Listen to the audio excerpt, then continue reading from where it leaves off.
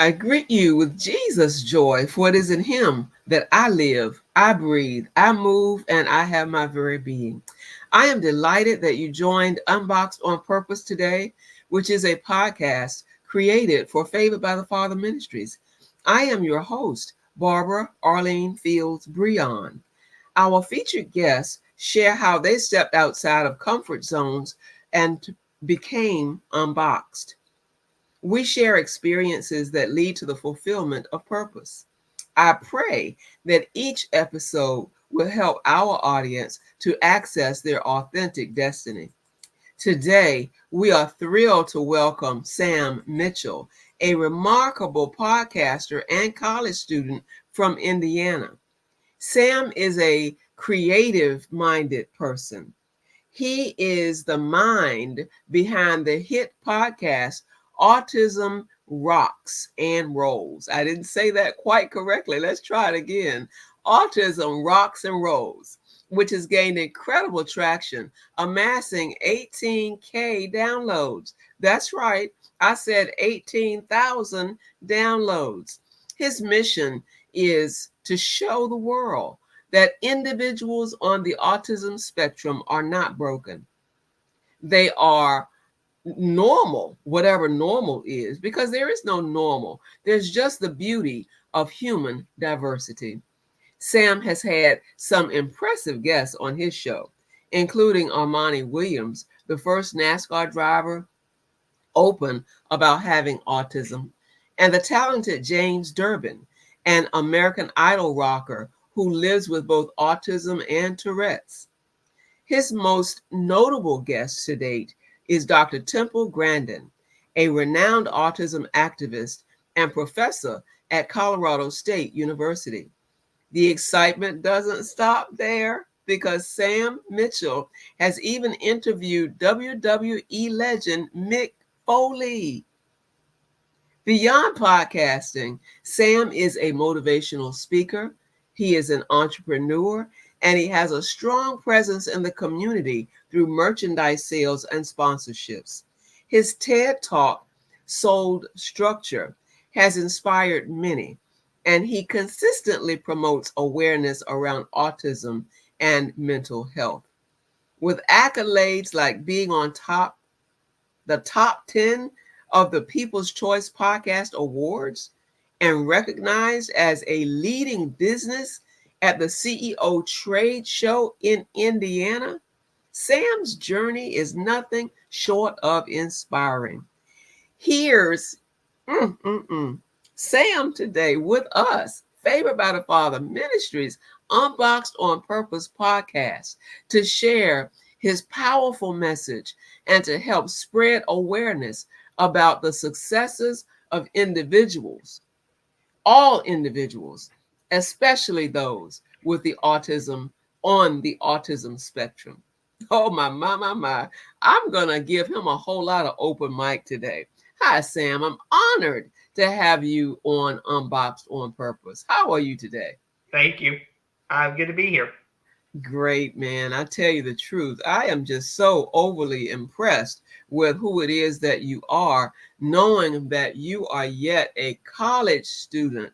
Would you greet our audience in your own way? Yeah, I can try to. So, hello. Yes, I am a college student. I've studying broadcasting. I'm in my last year as a senior, so maybe get a job after that. That's the goal. But anyway, what I do is I run a podcast called Autism Rocks and Rolls. It's a podcast about autism and how we cope with daily struggles that you may or may not understand. Through the podcast, it's grown so much. I developed sponsors, amazing guests that you mentioned, along with many other guests too who have inspiring stories. A board of 8. I also do events in Indiana, which is where I'm from. And I also do speaking engagements. I've spoken in Oklahoma, Orlando, Florida, Canada, and Stuart, Florida, and Washington, D.C. But this podcast is trying to change, in my view, a population that doesn't get celebrated. Oh, that's a great place for you to stop, because I'm grinning and giggling with God over here, because everything that we do here at Favored by the Father Ministries celebrates authenticity, purpose for individuals, not trying to make people who we think they ought to be, but celebrating who they are, because we know that God makes people in his image and he does not make a mistake.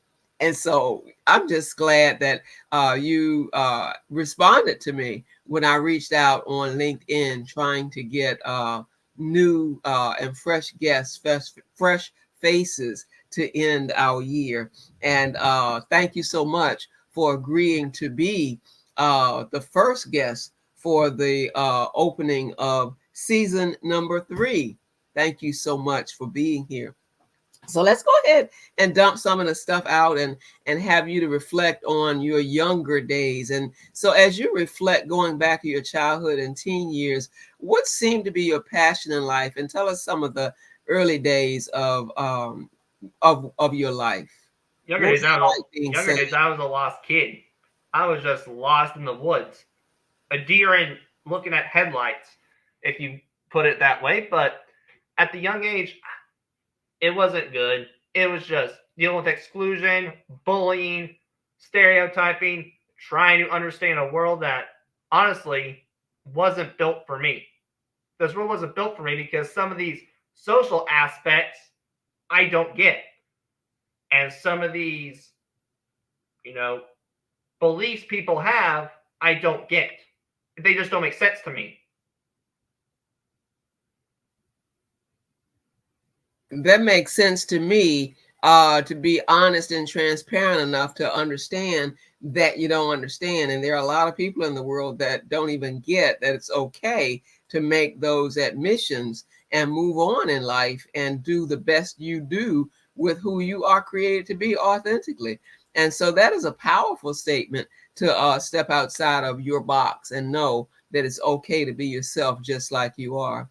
And so as you look at who you are and what you are doing right now, trying to finish up your degree there at the university. What would you say is your identity now? Describe yourself in 30 seconds, your unique identity. If you could give it in one word or just a sentence. Okay, well, let's try this. A podcaster with autism and a mind that probably doesn't turn off. Wow. A mind that probably doesn't turn off. That's unique in itself. Relationship builder question. Describe the perfect day. What would you say your perfect day would look like? Well, let's see. The perfect day would look like a good morning routine. Clearly, I mean breakfast, brushing teeth. But then when I socialize, it's the way I envision socializing. You don't beat around the bush. For example, I don't believe in beating around bushes. I think you need to be transparent and blunt with sometimes, no matter if it's going to be harsh or cruel, but it can be nice still. And then you socialize my way, which means the conversations actually make sense. You don't do this non-speaking communication BS, which is eye rolls, body language. You just don't do it because I'm going to look at you and I'm going to overanalyze. What am I supposed to take that as? What was the message behind your non-speaking communication? And so I can appreciate what you're saying because communication is key with any relationship with people. And a perfect day is just simply being yourself and allowing yourself to be comfortable, even though sometimes you know other people don't get you, and you're okay with that. You've grown to understand that. Would you tell us about a particular time that you choose where you actually stepped outside of your box to pursue what you consider your authentic purpose? Well, actually, it's not what you were talking about. So, unfortunately, we lost my grandfather who passed away in December 2023, unfortunately. So, I guess you could say he's up in the heavens if there is one. And I know you believe it, so we'll just say there is one. But why I was stepping outside the comfort zone for there is a lot of people, when they go to the funeral, there's tears shedding.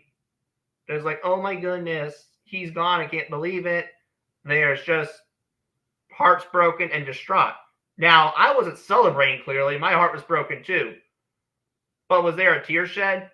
No. I stood there with my eyes closed, not because I was going to cry, but just because it was my way of paying respect. And I just wanting to pay the respect and leave. And so, what's out of the box in your view of thinking for that? What's out of the Where you box? where My you out, you my out of the, stepped out of the box? I went to the funeral. Isn't that amazing? So your normal would be going at all. To a point, no, because the way I'm handling the death isn't the way others would. And because of it, it's going to make others be like, why isn't he upset about his grandfather dying? That's rude. I can appreciate what you're saying, and I believe that the way that you are answering honestly and openly and very directly is actually helping this whole conversation, and the way that we're flowing back and forth with each other, having pretty good relationship with each other, is actually helping somebody to understand how they can interrelate better with a person that they care about who is on the autism spectrum. And so let's just dig in and go a little bit further with these questions and this conversation. And at any time you want to go off and say some extra things that are in you to say, even though I didn't directly ask it, go ahead, because this is an open conversation. And I don't mind giving you an open mic to speak from your heart, because I pray that our audience will access their authentic destiny, and that means knowing how to be in relationship with all kinds of other people. And Well, so, those on the spectrum aren't the only ones who wonder that. And I'm wondering that too. The man with probably one of the most grasp understanding of this world, who probably believes it makes sense, has the one kicker in his butt, and that is socializing. Now, with interviews, it's fine because I can comprehend and I can have dead air, as what the broadcasting calls it. But when you're in person, holy moly, it's awful. Because when you are staying there and there's no dead air, you're seen as rude. You have to be quick on your feet. That's not how I operate. The way I operate is I need some dead air. Like, I need time to process what you just said. I respect that. And you call it dead air. I just call it that sacred space of silence. And I have no problem giving people silent space. And I have no problem when somebody's looking at me, expecting me to say something to break a silence. It's like, no, I'm going to allow the Holy Spirit to intervene and tell me what to say or what not to say. And I might need to be quiet for another 2 or 3 minutes before going on, because I call that sacred space. And so we demand that in the way that we interrelate with each other. And that's really a basic kind of respect for the individuality of another person. Well, And you might so get the sacred space, but you're not going to get the eye contact because I don't play the eye contact game. and because I am backstage and on stage and I've got a minimized screen here, it's not bothering me a single bit, because we're in this cyber sanctuary right here and it's working out quite good. I am having a time of my life interviewing you this morning, and I can't wait for this to air so that others will enjoy and learn from this. Would you tell us a little bit more about the inception of your podcast, and tell us more about what your podcast is all about? All right. Well, it's really trying to just change the stigma and talk about these behaviors I have where you either have to be there to understand it, or these are stories too, may I add, or stories that you wouldn't get if you were there, or you would believe, oh, this is dumb. Why is he doing this? Well, here's why I do it. One example is I just released an episode about this topic, which is called catastrophizing. Catastrophizing, in my view, what it is a lot online, it's basically thinking worst case scenario.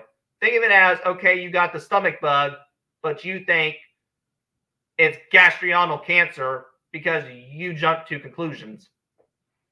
And I don't do that behavior a lot outside of me, because I'm not going to lie, I'm ashamed of it because it's what a child would do when he's 8 years old. Tell us a little bit more, and tell us maybe another couple of stories that you share on your podcast or that you have already shared, because I'm going to scroll something that will show people where to find you using your website and all that. Okay, sure. So one of my cousins, he was 8 at the time. He's now 10, but he's on the spectrum. But there's a reason why I'm telling this. When he was 8, we decided to go to the park and go to the pool. Just a little fun day. Well, he, being 8, thought it'd be better to go to the pool and then go get all sweaty. Well, we told him, no, we're not doing that. You're not the boss. Sit down, be quiet. Let's go have some fun still, but we're not doing that. You're not the one in the car driving. He then mumbled, I'm never going to get cooled off. Now, my reaction wasn't, Hunter, really? Or quit it. My reaction was, that's what I would have done if it was something more important. And I probably would have done it when he was 8 years old. Now, would I do that today in that scenario? No. But after a while, if something important was going down and it's not happening, yes, I would catastrophize. Probably one example I would have easily seen myself catastrophize is if I had a speaking engagement up in Washington and the plane just kept getting delayed and delayed and delayed.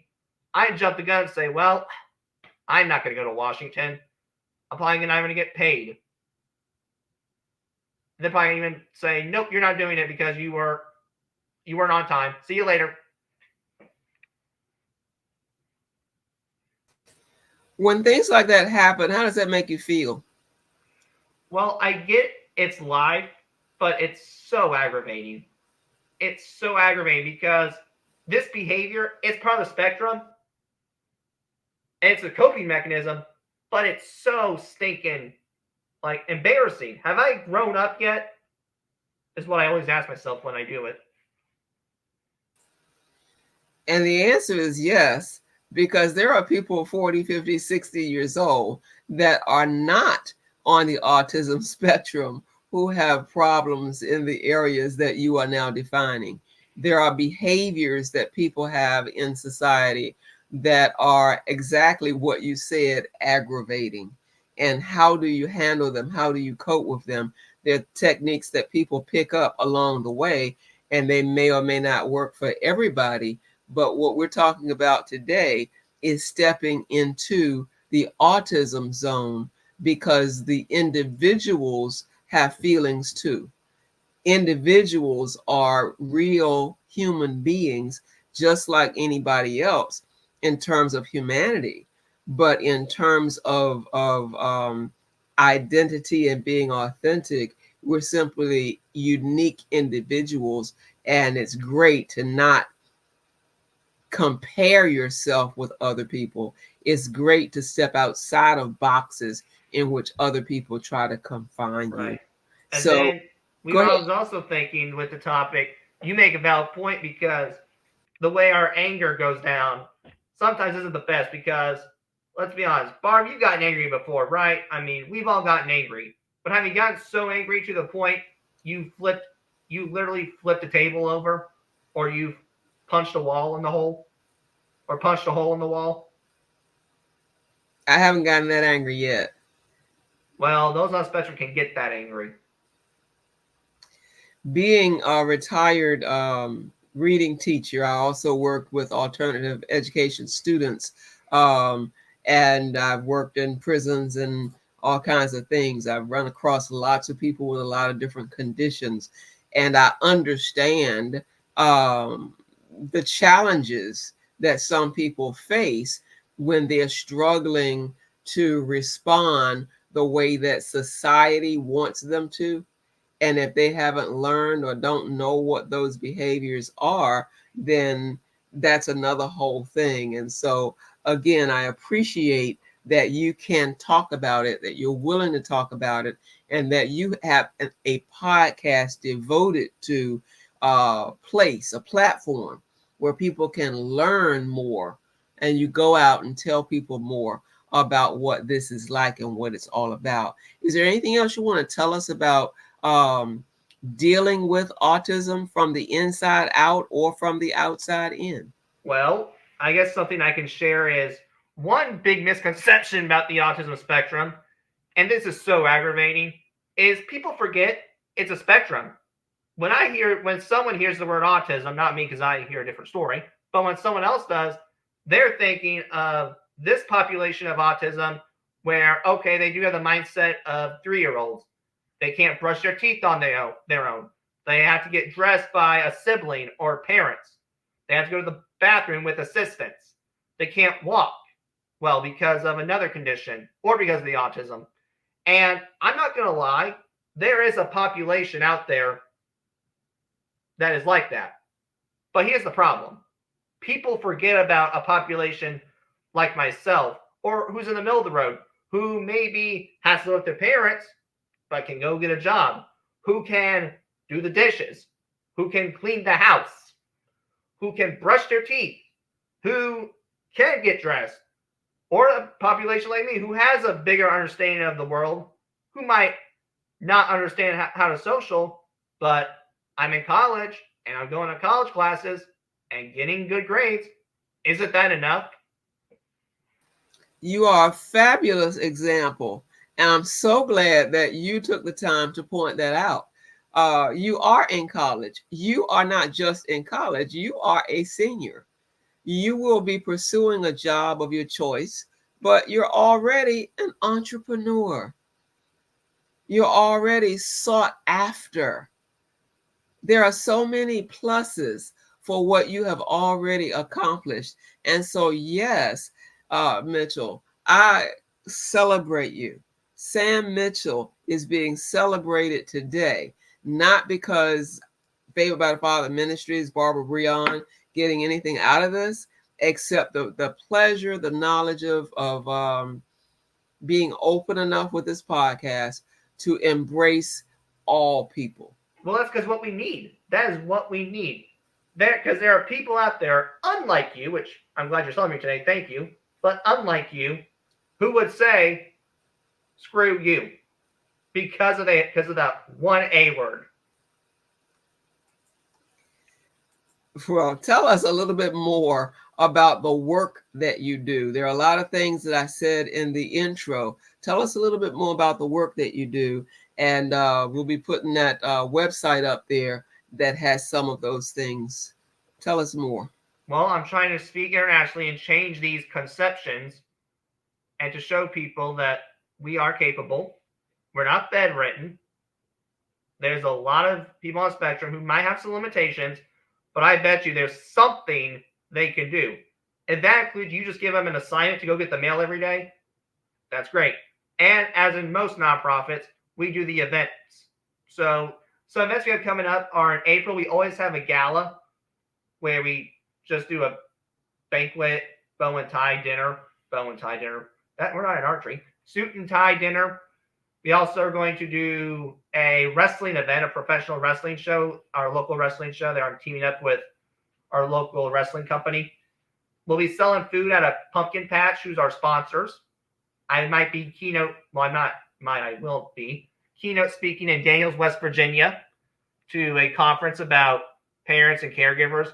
But then also, I'm looking forward to this because, well, I kind of am and kind of not because of what I have to do, but so be it. We are hopefully, our fingers crossed, that's highly likely going to happen, have breakfast with Santa. So that means you can get a picture with Santa while having pancake and waffle breakfast. And then maybe in the evening, we're going to do a polar plunge. And if I have to dip in some freezing cold water, I'm not looking forward to it. I can imagine that. I wouldn't look forward to that either. I think one more thing I want to hear more about is your time on TED Talk, Sold Structure. Tell me a little bit more about what you did when you appeared on TED Talk. So a couple people nominated me. That's how I got it. We had to do it virtually because of COVID, but it still went great. It was about why those on the spectrum need structure, and I did it through the analogy of one of my hobbies, pinball. Okay, so I'm going to look that up. I haven't looked at that yet, but I wanted to hear you speak about that. And it's great to know that one of your hobbies is pinball, because it's just such a simple thing. But there's so many things that you do with your in life. And I believe that from what you shared in this conversation and the other conversations that we've had, you're a very well-rounded young man. And again, I applaud you. I celebrate you on this day. Is there anything else that you want to share with our audience? We have a visual as well as a audio audience. And so is there anything else that you'd like to share before we close out today? Well, I can think of just something to say is thank you for letting me come on. First of all, I had a blast. Wish we could have longer, but I'm going to have to do some homework in a little bit. But I'll leave you with this. And I just think this is so true. It's not advice. It's just the truth. If the world could be nice, not act like idiots, don't you think we get along so much better? I know we would. If we could just be nice. It's so simple. But why do people make it so difficult? And we can't answer that question today. But what we can do is thank Sam Mitchell for joining us today. I believe that you are unboxed on purpose. I do believe, Sam, that you've encouraged others to step outside of their box and to actually, for some, stepping out of the box is to take another perspective about others and just accept them as they are. Thank you again for being with us today, Sam Mitchell. Didn't know if you had anything else you wanted to say. Nope. Thank you again so much. God bless you.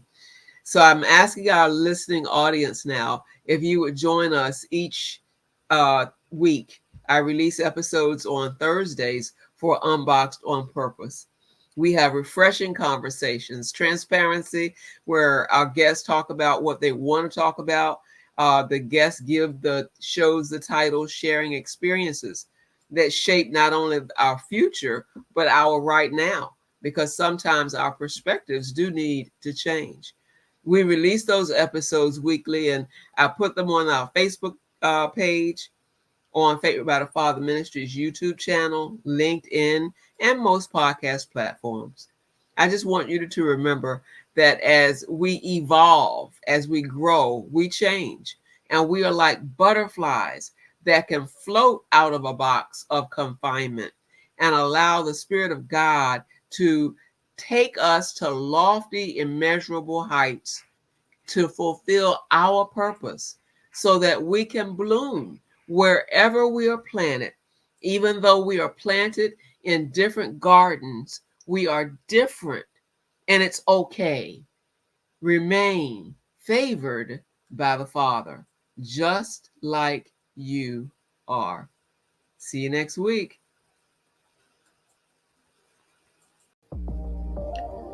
Favored by the Father Ministries is hosting a fall spiritual retreat.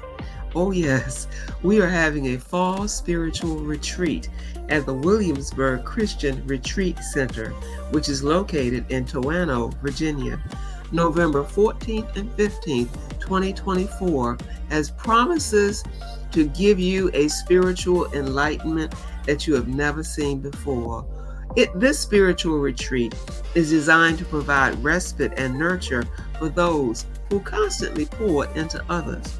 This is a getaway for one night filled with spiritual teachings, meditation, connecting with nature.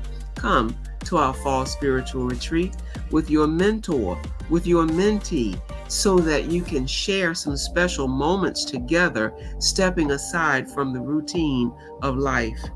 We are asking for a nominal fee of $180 that includes all of these things: room, dinner, breakfast, snacks, and all retreat materials and activities. The registration fees are due by November the 1st, and the point of contact is Barbara Brehon. You may email favoredbythefather.com. You may email favoredbythefather.com. You may register on Eventbrite. For anyone needing an alternate payment option, you may mail a check payable to Favored by the Father Ministries. That will be Post Office Box 1114, Tappahannock, Virginia 22560. Tappahannock, Virginia, TAPPAHANNOCK. Include a note with your email address and phone number for confirmation of receipt. All checks must clear by November the 1st, which is the registration cutoff date. Another option is to Cash App Barbara Brehon, sending a message again through Barbara@favoredbythefather.com. Our email address is Barbara@favoredbythefather.com. You may find us on Facebook or LinkedIn, and you can send your messages to us if you have questions. We are looking forward to an inspirational experience at our fall spiritual retreat, tucked away behind luscious trees that show the magnificent splendor of God's creation. Come, join us there for our fall spiritual retreat, November 14th and 15th, 2024. Join us. You won't be disappointed, because this is designed with you in mind. Remain favored by the Father.